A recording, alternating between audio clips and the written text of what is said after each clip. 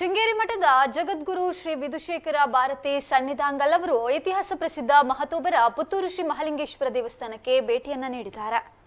ಶ್ರೀದೇವರ ದರ್ಶನ ಪಡೆದ ಬಳಿಕ ಅವರು ದೇವಸ್ಥಾನದ ಗರ್ಭಗುಡಿ ಬಳಿ ಇರುವ ಶಿಲಾಶಾಸನವನ್ನ ವೀಕ್ಷಿಸಿದ್ರು. ಈ ಸಂದರ್ಭದಲ್ಲಿ ವ್ಯವಸ್ಥಾಪನಾ ಸಮಿತಿ ನಿಕಟಪೂರ್ವ ಅಧ್ಯಕ್ಷ ಮುಳಿಯ ಕೇಶವ ಪ್ರಸಾದ್, ನಿಕಟಪೂರ್ವ ಸದಸ್ಯರಾದ ಬಿ ಐತಪ್ಪ ನಾಯ್ಕ, ರಾಮದಾಸ್ ಗೌಡ, ಅಂಬಿಕಾ ಮಹಾವಿದ್ಯಾಲಯದ ಸಂಚಾಲಕ ಸುಬ್ರಹ್ಮಣ್ಯ ನಟ್ಟೋಜ, ನ್ಯಾಯವಾದಿ ಮಹೇಶ್ ಕಜ್ರೆ, ದಿನೇಶ್ ಜೈನ ಮತ್ತಿತರರು ಈ ಸಂದರ್ಭ ಉಪಸ್ಥಿತರಿದ್ದರು.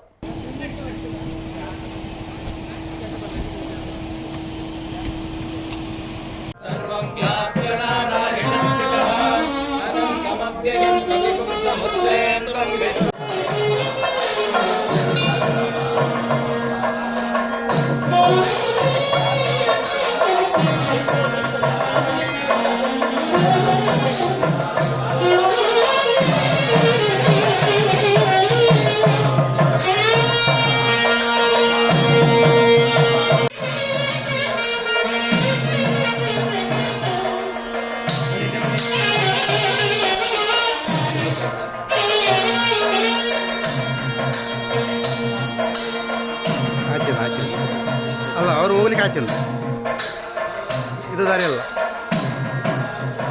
ಹೋಗ್ಲಿ ಹಾಕಿಲ್ಲ.